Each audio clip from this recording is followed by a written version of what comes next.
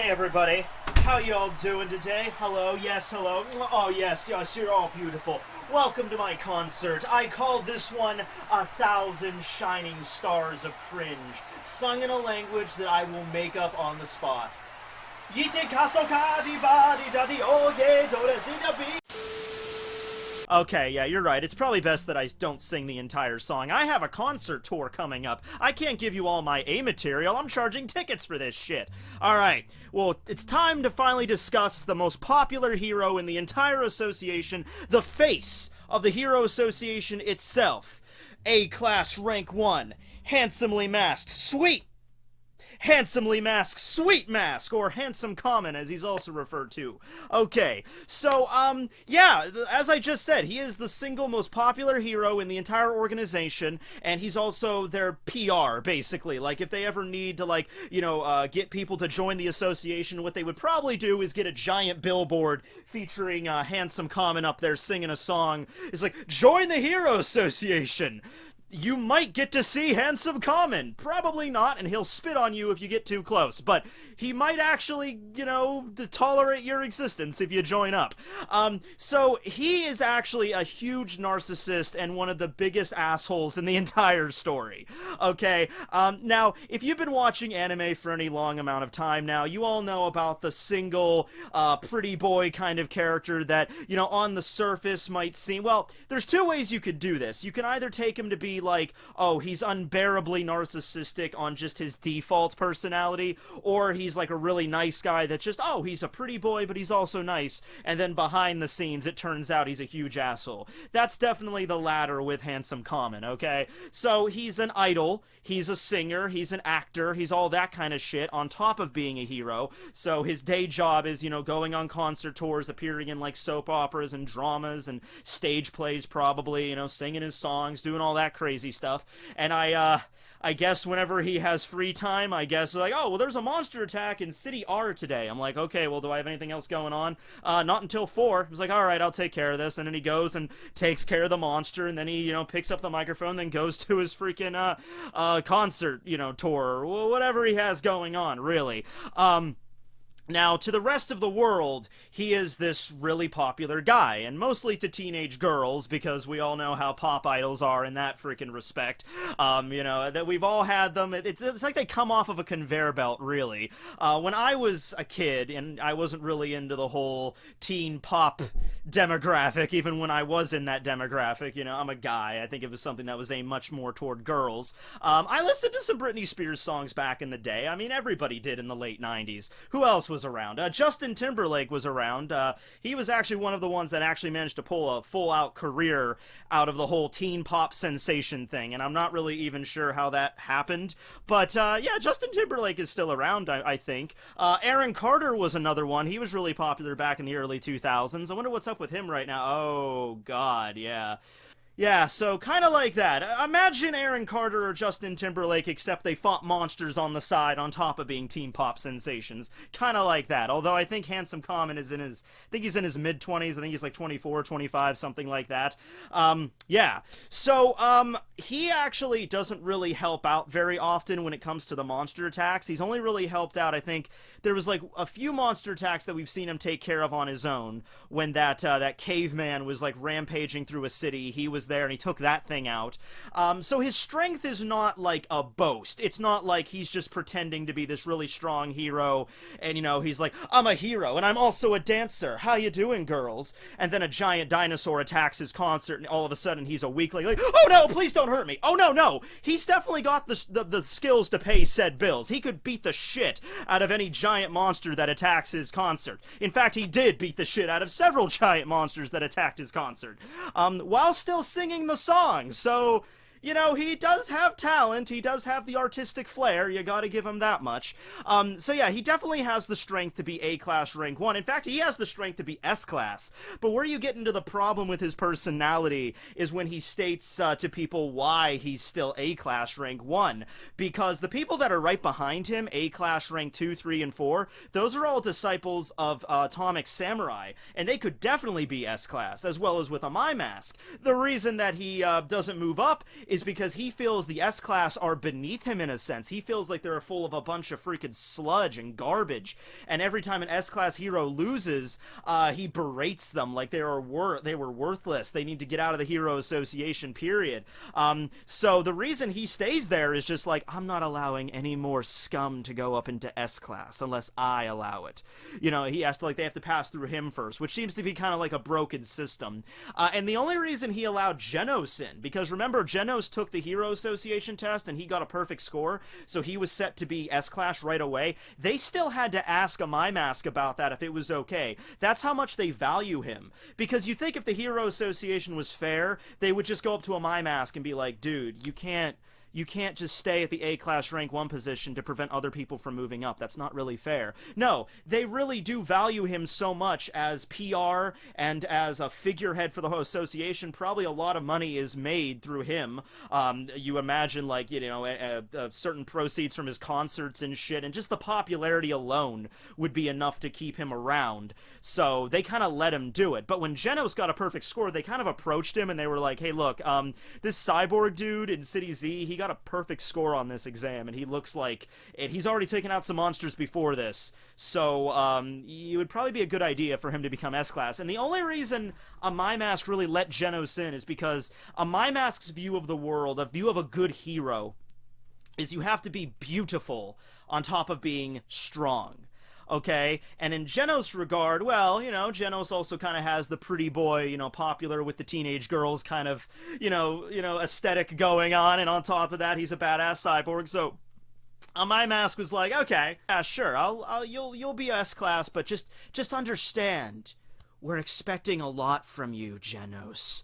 Right, and then after the few incidents with Genos, after like the alien invasion and everything, he feels like he's sort of a disappointment, but I guess at that point he's already S-Class, so I guess he can't really... I guess you could get demoted if you fuck up hard enough, but a lot of S-Class heroes have been defeated before, and they've never been demoted, so I guess that's just not how it works. But in terms of, like, people getting up to S-Class from this point onward, they have to kind of get the approval of Amai Mask first. Not just... well... When Saitama made the jump from C-Class to B-Class, they also approached Amai Mask, and they're like, hey, is this guy... because he's the one that took out the Deep Sea King, and here's the video footage of that when Saitama just, exploded that damn thing's chest, and the head just kind of like, you know, when he defeated the Sea King. He's like, should we make... is it okay for him to be B-Class? And Amai Mask is like, I don't care. Don't bother me with such trivial matters. I want to be... I'm the figurehead of the association in terms of, like, your advertising and your PR, but I don't want to know about every little detail of the day-to-day operations. I'm too busy for that shit. So he just kind of like shoos them away. He doesn't really care much about Saitama at that point. Right. Later on, after the alien invasion incident, we really get to feel like what he's all about. And it's not very good, okay? So, the aliens appear and, like, Boros' ship, and they just decimate all of City A. They literally, like, before the S-Class heroes even know what's going on, they just launch all of these freaking armaments and these shells, and they just bombard the shit out of City A, and it's just leveled within the span of seconds. And by the time the S-Class come out, that's when Mezzalguard is there, they have to fight against him, Saitama gets on the ship, fights Boros, and Girl Gomsha and Gorybas, and then you had some other heroes trying to take it down, like Tatsumaki and Tank Top Master, right? They're trying their best, and they eventually won. Mezzalguard was a dragon-level threat, and the S-Class managed to take him out. Saitama takes out Boros and all that crap, even though nobody else even saw Boros except for Saitama. So, from their perspective, they didn't even know who the hell the dude was. But then, after the whole incident was over, after the aliens were defeated in the spacecraft crashes, that's when Amai Mask shows up, and he is such a condescending freaking asshole. He's up there being like, what is this? I was filming a drama in the next town over, and I show up and I find death and destruction. You mean to tell me all the S-Class heroes, or almost all the S-Class because Blast and Metal Knight weren't there, you were all meeting here today and you couldn't stop this city's destruction? And they try to explain to him, like, what happened. Is like, look, dude, we were in a meeting and a giant spaceship came out of nowhere and nuked the whole town in a matter of seconds. We did not see this shit coming. We came out and defeated the aliens afterwards. And he's like, that's not an excuse. Do you think the public will accept that? I'm like, I guess they're gonna fucking have to. We're not gods, you dipshit. All right, we weren't just sitting there like, there's an alien craft approaching. It's going to bombard the city. We better stop the shells. There was nothing we could do until after the fact, but Amai Mask doesn't care about that. And they get on his case. They're like, well, you weren't even here, so you don't even know what it's all about. And he's just like, I don't care if I'm here. You're S-Class. You should be the ones to take care of this crap. We can't handle this PR nightmare now in the freaking Hero Association. I mean, I guess it really wasn't much of a PR nightmare because eventually people just kind of stopped talking about City A. So, I guess it all worked out at the end of the day. It's like imagine if New York City, like, there was an organization that was supposed to protect, like, all the major cities in the U.S., and then all of a sudden, like, New York City just gets obliterated overnight. And everyone just kind of, like, at first they're a little bit like, oh my god, but then after a while people just stop talking about it and be like, oh, yeah, that city that got obliterated, yeah, that's not a big deal, it's cool, it happened, it sucks, but whatever, moving on. Yeah, that is kind of weird. You'd think that would be kind of a huge issue there for the Hero Association after that fact, but, yeah, this doesn't change the fact that Amai Mask is still so obsessed with this idea of beauty and heroism that he treats like, you know, you gotta do even the impossible because he cares about, like, I guess the viewpoints of the world.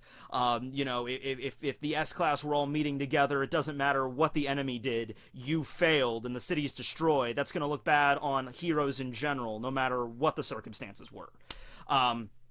He then proceeds. There were some aliens that were captured by the Hero Association, the S-Class, that were all tied up, and they were just really low-ranking threats, maybe like Wolf or like Tiger at best, a bunch of just sniveling little aliens, like, we just want to go home.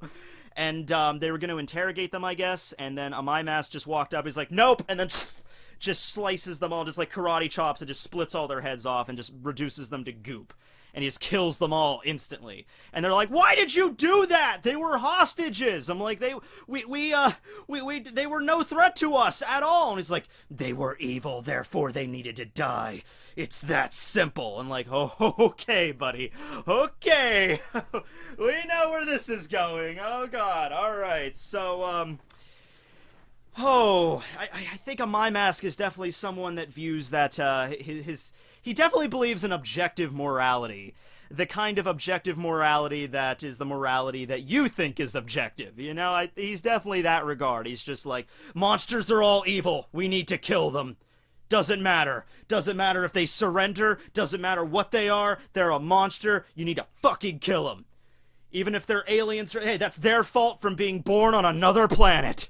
Because when they got to this planet, they're considered monsters, and monsters are considered evil.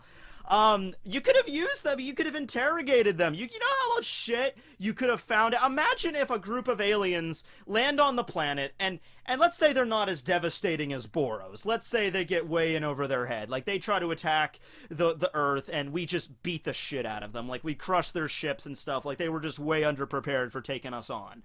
And then we managed to collect a small group of them, and they surrender, and they're like, okay, that's their planet's language for, we surrender, we'll tell you everything. You know, it's like, okay. But then a group of, like, drunken soldiers high on their own power just break out the AK-47, just like, screw it, just gun them down. Alright, well, whatever. Let's just go back to our normal Earth, you know, duties without even regarding the fact that there now life on other planets is confirmed to exist, and we could have gotten valuable information out of these aliens, but they tried to attack us, so they're evil, so we should just kill them as quickly as possible. I mean, it'd be weird, right? I mean, I'm sure that would be a problem. I'm sure a lot of news outlets and people would be like, you shouldn't have killed those aliens. I mean, you took out the most of their force, there were only a few left. We could have learned some stuff from them. Anyway. So, after that, Amai Mask, we don't really get to see much of him after that. Fubuki talked about how badass he was when we saw him take off that caveman thing, and he just, like, curb stomped that thing, no problem. Really, the next time he shows up that's really relevant is during the monster invasion, right? So he's holding a concert, and this was actually in an extra chapter of the manga. I didn't even know this extra chapter existed. I actually only read it recently when I got volume 13 of the manga that was released in the US. There was this extra chapter in there of Amai Mask holding his concert and the monsters attacking, and he's like dancing with the monsters on stage, and all the people in the crowd are just like, is this planned, or is this actually a monster attack right now? But in the side, he's like looking evil. He's like, how dare you interrupt my concert? I was in the middle of singing to all my fans and you had to ruin it. I'm gonna freaking pop your skull off like goddamn soda cap or something, you know, and that's what he did. He killed all the monsters, right? Afterwards, he cancels his concert tour, and he's like, okay, I'm gonna go and help out the Hero Association, get back that, you know, that kid that they took hostage, and I'm going to crush the Monster Association in the process. So he shows up at City A at the headquarters of at the HQ, and this is where he meets Atomic Samurai, and he, you know, he's so arrogant. He just says to his face, you know, like, how to put this? Oh yes, I'm stronger than you. You know, without any real basis for that, and they never really had a straight-up fight. I would like to see that, Amai Mask. I would like to see you fight against Atomic Samurai. Let's see how you would deal against some steel. Let's see how the microphone holds up to that, and we'll see how it goes. I would say that Atomic Samurai would be a little stronger than Amai Mask. Now, don't get me wrong. Amai Mask, if he did get up to the S-Class rank, I'm sure he could at least be in the top 10, because he is a really strong dude. But in terms of, like, Atomic Samurai, just the fact that Atomic Samurai has a weapon, I think he would be stronger than Amai Mask. Maybe Amai Mask wasn't talking about that. Maybe he was only talking, like, without weapons, I'm physically stronger than you. Maybe something like that. I don't know. But, right, so this is getting into the webcomic parts, and this is something that we, a few things that they're probably going to change in the Murata version. Okay, so the first thing is the enemy that, whenever the Hero Association goes into the Monster Association, they first fight off against a kind of like a bunch of like demon class monsters, and they all take them out really easy, just to kind of show them how badass they are, and then that's when they run into the executives, and the executives kick their ass. Well, the first person that Amai Mask runs into while in the Monster Association is, I think Goddess Glasses is her name. She's like this sexy girl monster that has like a pair of glasses on, and she shoots love beams out to like brainwash her target. Now, she has not actually appeared in the Murata version, and I think that's because she's .S, or Super S, or Slingshot S, or whatever the hell you're calling her, the BDSM demon chick. That's most likely who that is in the Murata version, and that's who probably My Mask is going to fight off against. So I can imagine her using her whip, and then, you know, My Mask just, like, it just, you know, snaps the whip on his arm, and he's like, you are now my slave! Oh!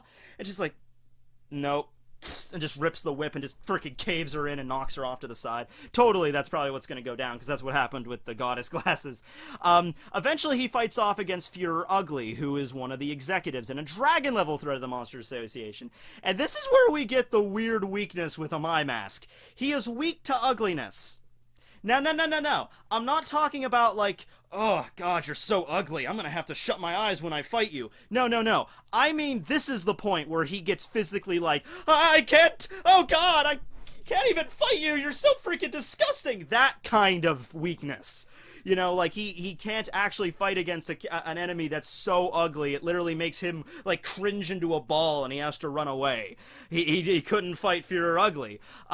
Later on, during the final battle, he does face off, I believe, against Garo really briefly. Evil Natural Water cuts his arm off with a water jet. He just grabs his fucking arm and just sticks it right back onto his freaking stump, and it just sticks.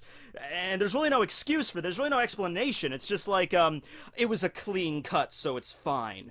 Or something like that. Like, not even like I have a special glue or something. It's just my body's just so awesome, and it's stuck toward the beauty meter that if I just stick it back on, then my body will automatically reattach it to be asymmetrical in beauty. I have no idea what the freaking explanation for that was. He could just reattach his arm all of a sudden.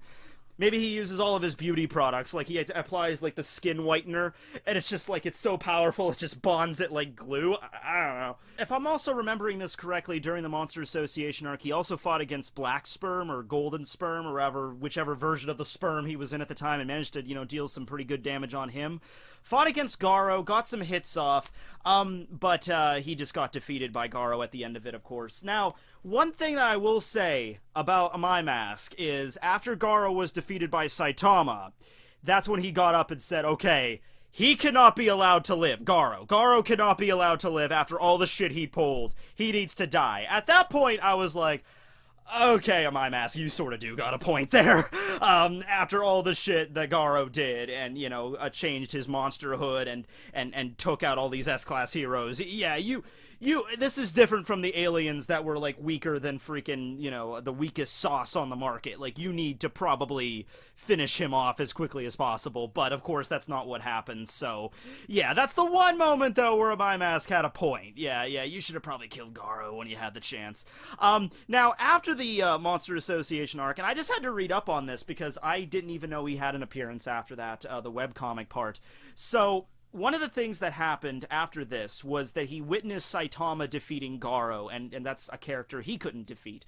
So he starts to have a different view on what it is to be strong, or what it is to be a hero. You know, I think he's definitely gearing more towards, like, pure strength rather than the beauty aspect of it. Because something interesting about Amai Mask's power is that whenever he gets strong, whenever he kind of, like, buffs up to, like, grab an opponent and crush them or something, his arms get all veiny and shit, you know, which isn't very attractive. So maybe that's why he prefers to not do it as much. Like, during the fight with Garo, it was getting really, like, you know, parts of his body were looking, like, seriously messed up. After this, he's at his ad agency, I guess, and this other group of, like, pop sensations come in called the Soda Pop Boys, and they're all, like, one of them is named, like, Sharing or something. I get it, because they're all, like, soda pop flavors, and they're all like, hey, we're gonna be the next big thing. Maybe you should retire from the Hero Association and be an idol, or just retire being an idol and be a hero, and we could be the new idols in the world and shit like that. And, they basically, one of them was a hero, I think, and, like, threatens Amai Mask. Like, we'll straight up fight you. And Amai Mask just takes off his glasses, and he's just like, what would happen if, you know, I was a monster and I attacked you all at once? And they were all like, well, there's 7 of us, only 1 of you. We gang up on you, and... And then there's, like, this emanating force from Amai Mask that makes these other, like, these soda pop boys, like, terrified. They're like, what the hell is this? And Amai Mask just says to them, he says, biologically, we're different. Your body is sending you warning signals as not to fight me. And then you see his neck getting all veiny again and disgusting, and it's just like, at that point, he's starting to realize, like, you know, it's just strength that's all that matters, not beauty. So he's still mentally kinda cuckoo, but he's moving on different from where he was before. He cared a lot about his appearance and the appearance of, like, the association, but now, after what he saw Saitama do, that kind of broke his train of thought of where he thought he was supposed to be going, and now he might just turn into a straight up, like, you know, like, I'm just gonna get really strong and then screw everything else, like, you know, abandon even the little morals that you had already. So, yeah, that's where we're at right now with Amai Mask. No idea where that's gonna happen afterwards, but yeah, I could totally see him having, like, a mental breakdown now, and him losing all of his popularity and everything from, you know, the incident that occurred after Saitama, what he saw with Garo. It just, like, messed him up severely, and he just goes into seclusion or something, and he gets, like, taken off the roster or something, and you know, anything could happen at this point with him. But I have to say, I really don't like his character, and I hope he gets his face caved in. Well, I think he did get his face caved in by Garo. I want to see his face caved in by another character, like Metal Bat or something. That would be pretty cool. Metal Bat and him almost had a straight-up fight, because they were at odds with each other. Metal Bat's sister, Zenko, is a huge fan of Amai Mask, though, so there was, I think, a moment where he was trying to get his autograph, and I think even in one of the cover spreads, you see that maybe happening in the background, him asking for his autograph for his sister. But it would have been cool to see those two fight. You know, like one of those death bat moves he almost used against Garo against Amai Mask. That would have been sweet. What do you guys think of the character? Probably not going to be very many positive things. But yeah, how do you view his like, perspective on, like, what is a monster, what is, like, it's a very clean-cut, good, evil kind of black and white argument there, and that's, there's always a character like that, at least in some shonen anime, there's always somebody like that, you know, well, the good people are good and the bad people are bad, it's that simple! No, it's not that simple, but, he'll probably get his comeuppance at some point. Thanks for watching, everybody. I'll sing you guys out with a new song that I'm literally just came up with right now, Blue Spackled Wallpaper.